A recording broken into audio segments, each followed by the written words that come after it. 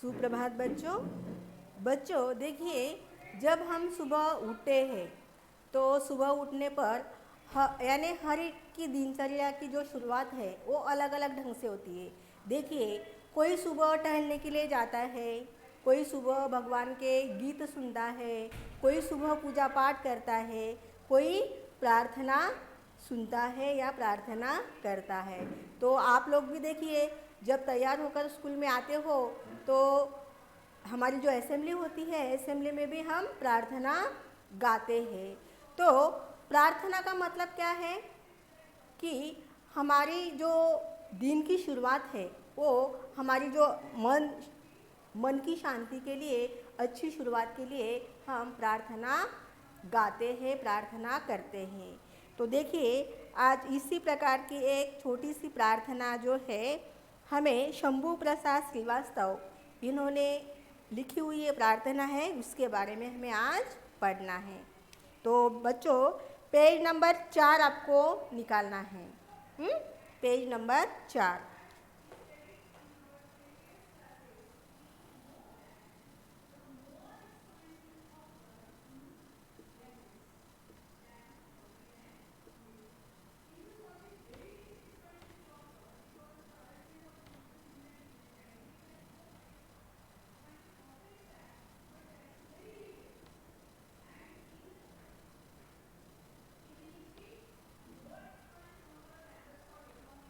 शंभू प्रसाद श्रीवास्तव जी ने प्रार्थना लोक कल्याण के लिए, जगत कल्याण के लिए की हुई है।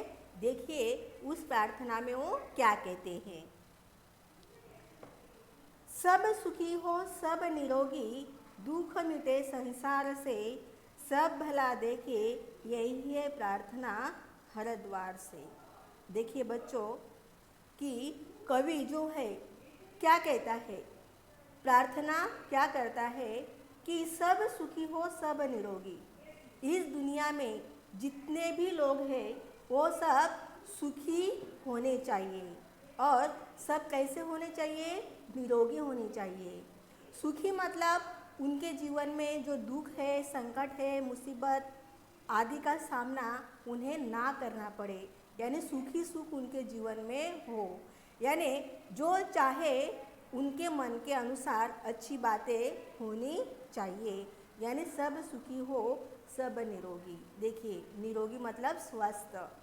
और सब कैसे होने चाहिए? स्वस्थ होने चाहिए।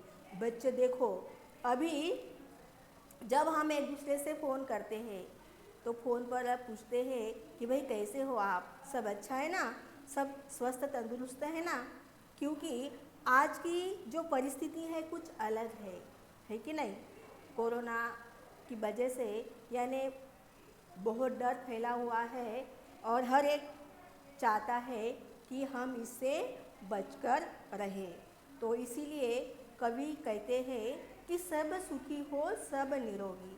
और सब मतलब ये विश्व में, जगत में जितने सारे मनुष्य हैं उनको सुख मिले, वह निरोगी रहे, दुख मिटे संसार से।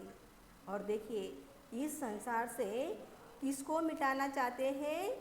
दुख से। क्योंकि दुख जो है वह बहुत कठिन परिस्थिति लेकर आती है। बहुत बड़ा संकट, बहुत बड़ी मुसीबत मनुष्य को यानी घेरे रहती है। इसीलिए कवि कहते हैं कि सब सुखी हो, सब निरोगी। और इस संसार से दुख नष्ट होना चाहिए, दुख मिट जाना चाहिए। सब भला देखे, यही है प्रार्थना हरिद्वार से। और सभी का भला हो, सभी अच्छे रहे, यही प्रार्थना मैं हरिद्वार से करता हूँ। दूसरों का कष्ट हमको हर समय अपना लगे।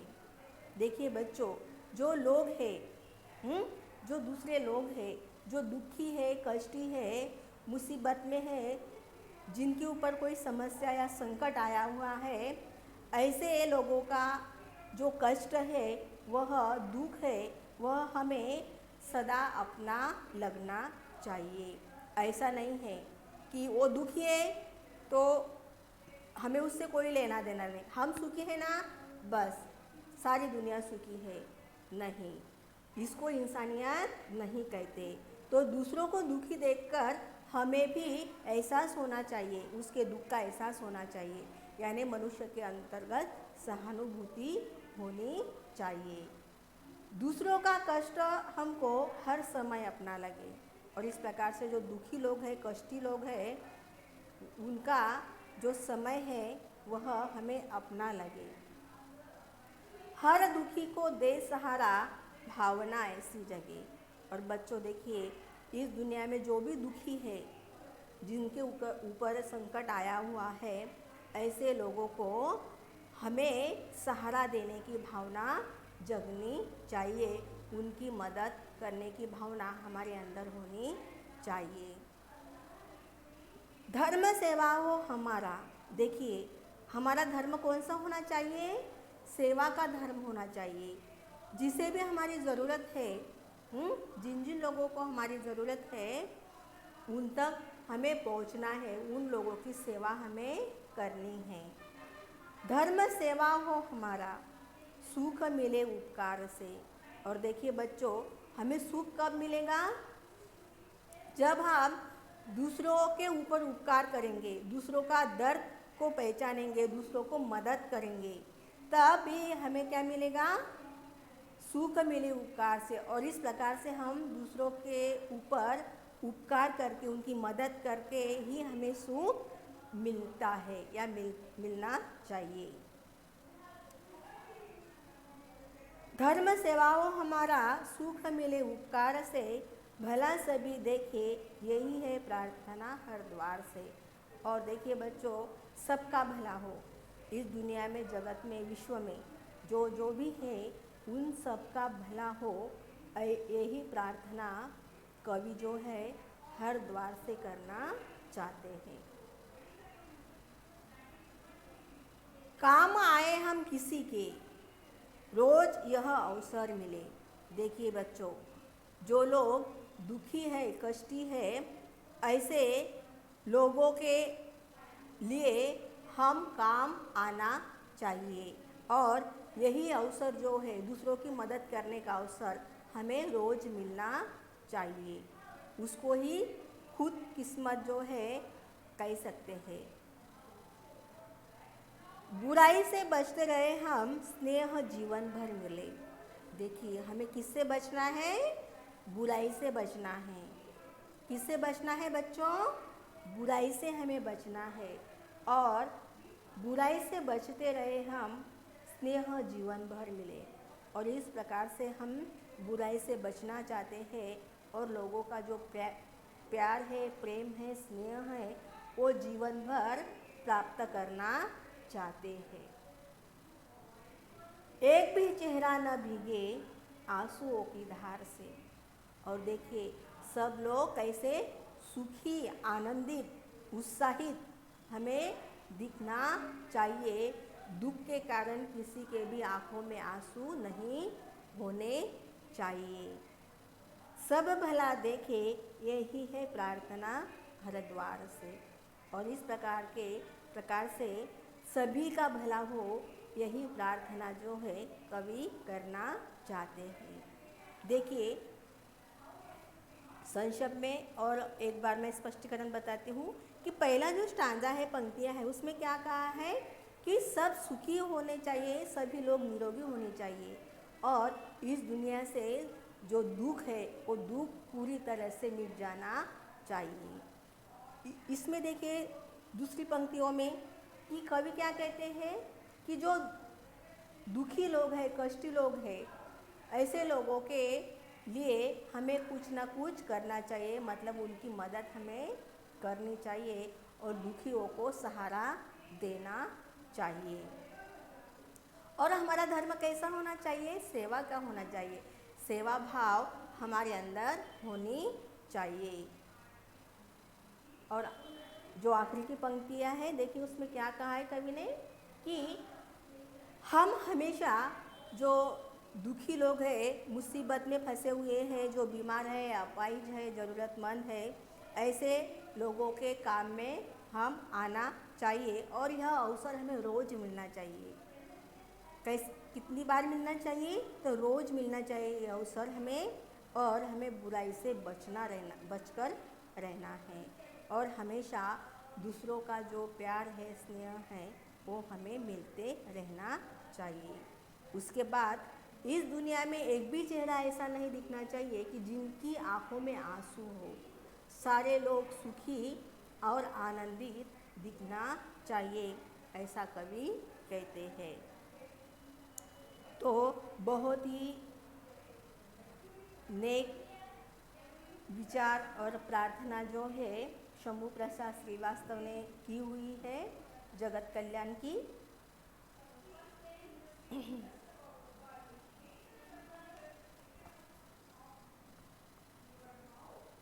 तो यहाँ बच्चों हमारी जो प्रार्थना है हमने उसका स्पष्टीकरण देख लिया है। अभी आते हैं पेज नंबर 5 की ओर।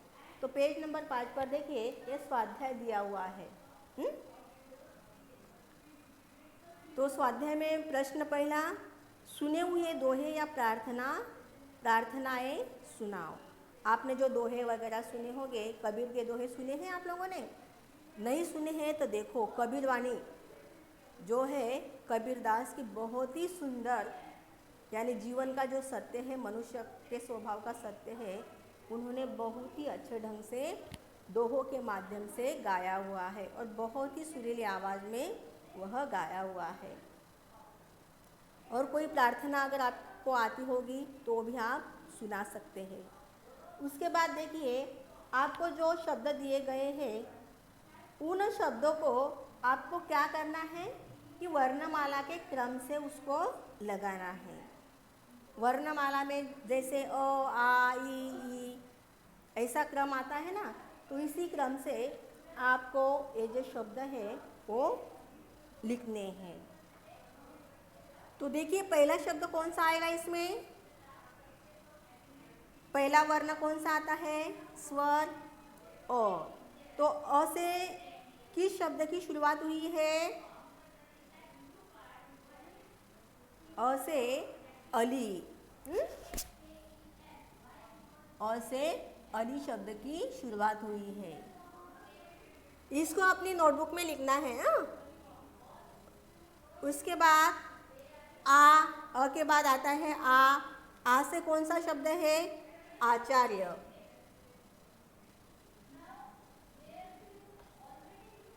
तीसरा आ के बाद क्या आता है?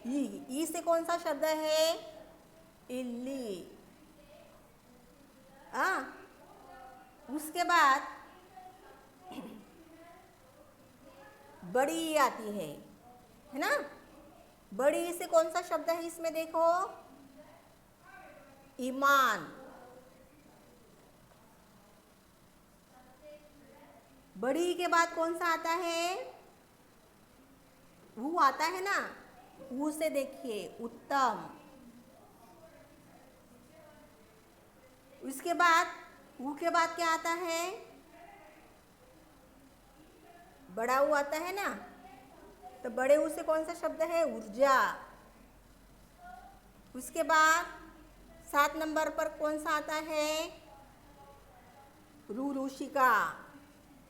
रुरुषि से कौन सा शब्द है? ऋतु। रु के बाद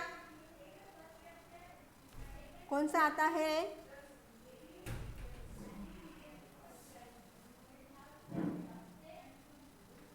ए से कौन सा शब्द आया है? एकाग्रता। उसके बाद ऐनक का ए आता है ना, तो ए से कौन सा है? ऐहिक। 10 नंबर पर ए के बाद ई के बाद कौन सा आता है? ओ से कौन सा शब्द है? ओला। ओ के बाद क्या आता है बच्चों? औ।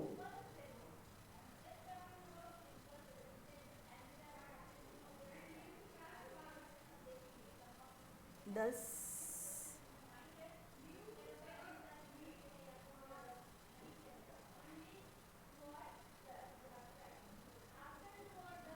यहाँ पर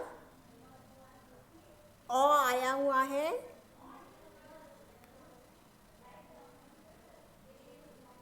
नहीं, ओ के बाद औए आएगा, औटाना।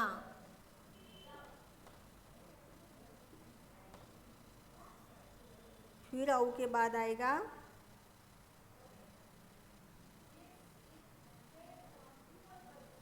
ऑक्टोपस।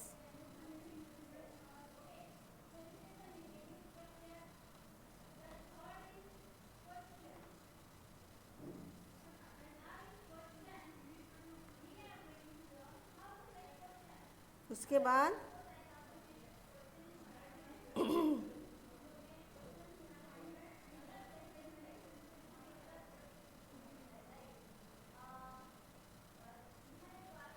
बड़ा।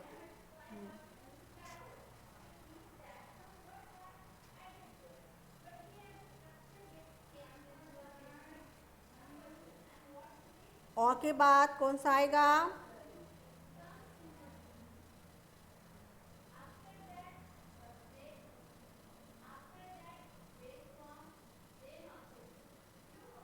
अंक। उसके बाद आएगा आँख, और आखिरी में आएगा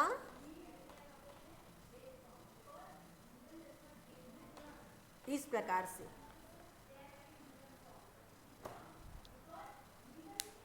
ठीक है,